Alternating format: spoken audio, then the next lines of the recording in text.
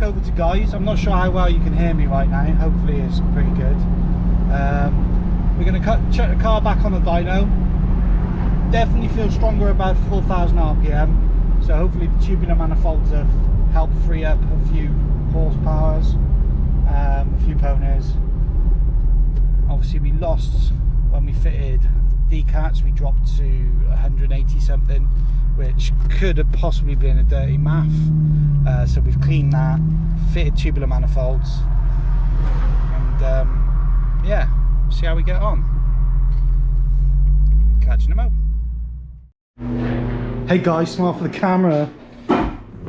You're YouTube famous now, aren't you? I am YouTube. Yeah, I did. I watched another one. I watched one on the weekend actually. What was it? It was a Anglia or something. Throttle-bodied MX-5 engine in it.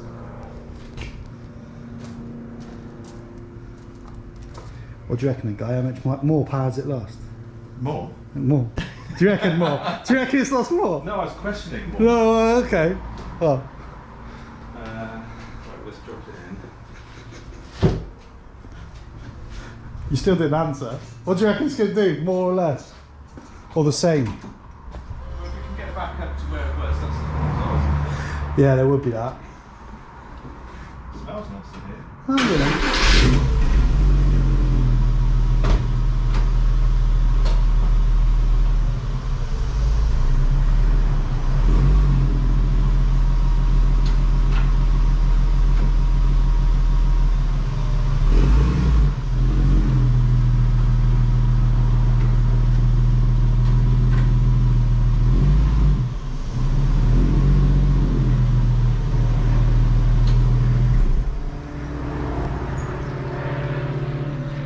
Something like that.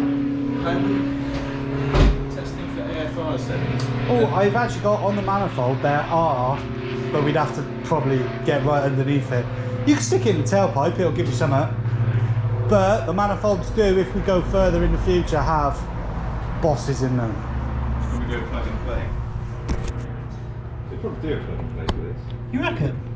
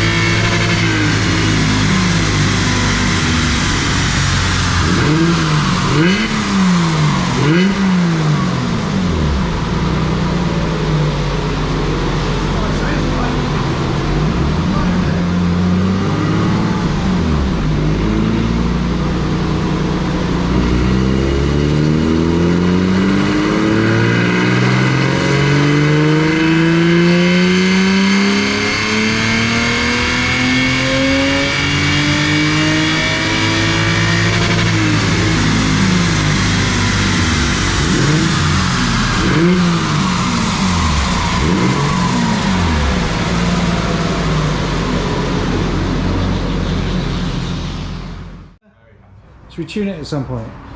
I think we should tune it. You think we should tune it?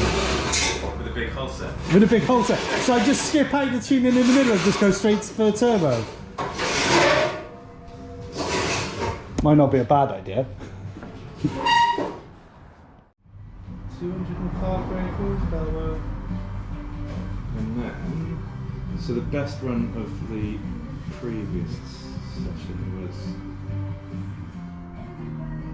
Right, there you go. So that was your previous there. Yeah. So what was that? That was with the decats. Decats fitted standard manifolds. Right. and with the shitty math and oil in the oil filter. Remember I said the K&M was full of shit? And then I cleaned everything out. So this is new manifolds and... Yeah, tubular manifolds. So it's on manifolds, decats, stock back box, but it's got a K&N air filter in there as well. But I cleaned all the oil off it, so it runs it as a dry filter rather than like it should be a wet oil filter. So just run it dry and clean it. So we don't actually know where, where the gains are from. Well, the gains are either from, I think, I noticed the gain from the manifolds, but I think cleaning the math also did a big jump. Yeah, let's just have power out. So that's your power. So is the red one the new one? Yeah. Told you, about £4 grand. Yeah, and then, but however, your best run of when the car was stock, wasn't it? Stock was about 196. Yeah, that's the best one there. Yeah, so yeah, you've gained it up here, haven't you? And a little bump there.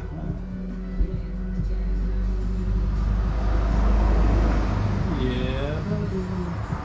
So what's that? Stock, yeah? That's stock.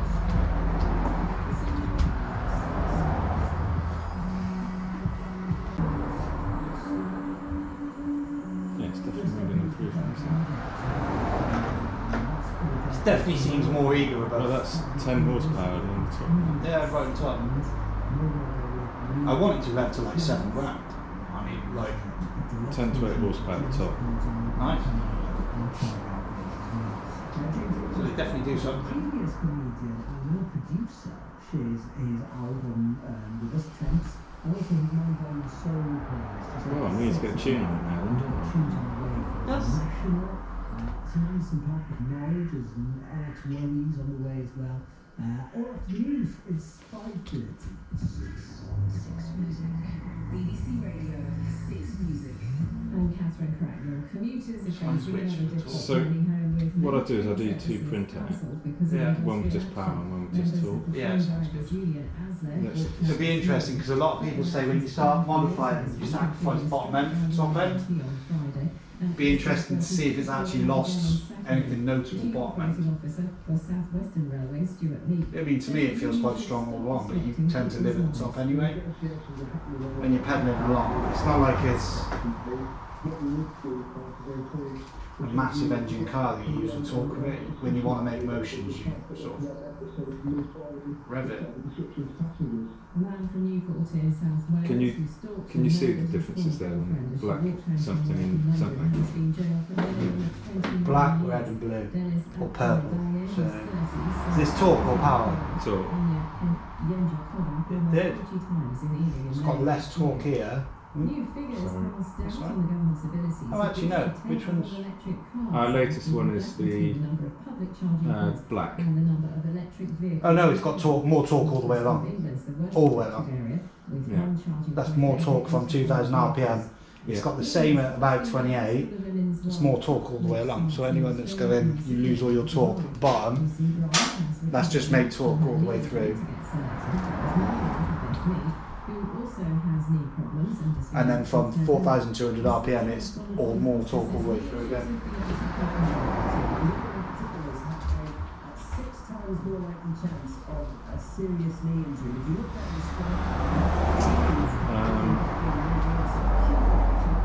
the AFRs.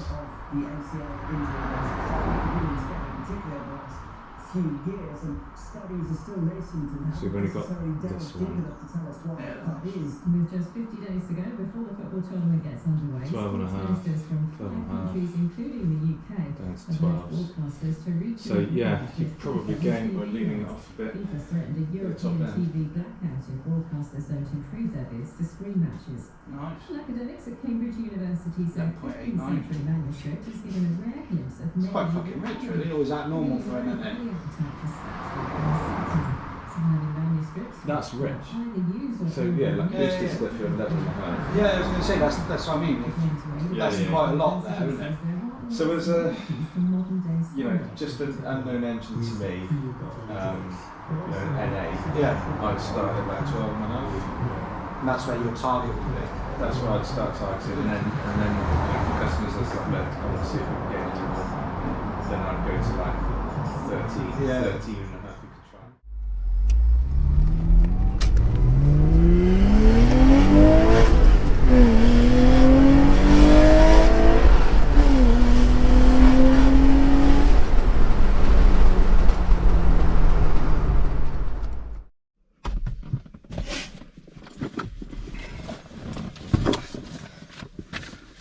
So welcome back. We have been on the dyno today, and we've got some definite increases, some clear increases. So I'll give you a quick rundown of where we were at. Initially, I think when we went back to, well, when we took the car totally stock, I think the best we got was, let's have a quick look, 196 brake. That was a totally stock vehicle, recording slightly less power than they're meant to have, but the car is 20 something years old, so I'm not too fussed about that. Next we fitted a panel filter and some decat pipes. The filter we fitted was a K&N. At the time it came pre-oiled from factory, so we slapped that in, we went back to the dyno and we made 183 brake horsepower, so a noticeable drop in power. There were questions as to whether the decats caused that loss or the oil from the filter, which I subsequently found coating the MAF sensor, and a lot of the pipe work were to fault there. The car was still on the stock map, but yeah, we made less power. Since then I have cleaned out all the pipe work, cleaned the MAF sensor, cleaned the air filter itself so it's less oily. I mean, it was absolutely gopping, and we fitted some tubular manifolds, some nice equal length units versus the log manifolds that come on the car from factory. It's changed the sound a lot, makes it sound a lot smoother, crisper, more like an E46 M3, I guess, or a stock one. But more importantly, we have gained the power back and more. So we went 196 down to 183, and we've just done a quick pull, no tune or anything. We haven't even fed cold air to the air filter area like we have been previously. So this was just a quick on the dyno, the fans on the rad to cool that, and no extra cooling or air feed on the side, and we've jumped to 205.16 horsepower. So we've gone up to 205 horsepower. So from my point of view, I've gained from the lowest to the highest nearly 20 brake horsepower, which is noticeable.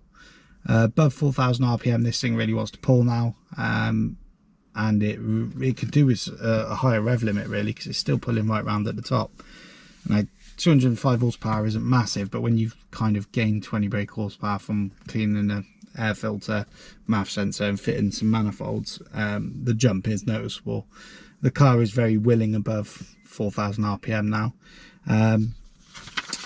and I've got a printout here for the horsepower and one for the torque. So just to run you through what I've got in front of me quickly, I have not sacrificed any horsepower below 4,000 RPM, which is mentioned a lot on the internet. There is no loss in power. I've actually gained horsepower from 2,000 RPM. We're matching up around 2,600 to 3,400 RPM. We're about same as it was, and then again we've gained horsepower from 3,500 RPM all the way up. From the lowest run, 4,200 RPM, I've gained massive amounts. That's where I've gained my 20 brake horsepower. About 6,000 RPM I'm making 20 horsepower than I used to be, and effectively on the original stock everything, I'm at 6,000 RPM and above, I'm making 8 to 10 horsepower more all the way along, and you can really feel it. And the same goes for the torque. I've lost no torque. In fact, with the manifolds and the decats, I've got a clear increase in torque from 3,200 RPM onwards. I think I've gained 1 foot-pound of torque, but then I've gained 10 plus all the way along for the rest of it. So again, no losses.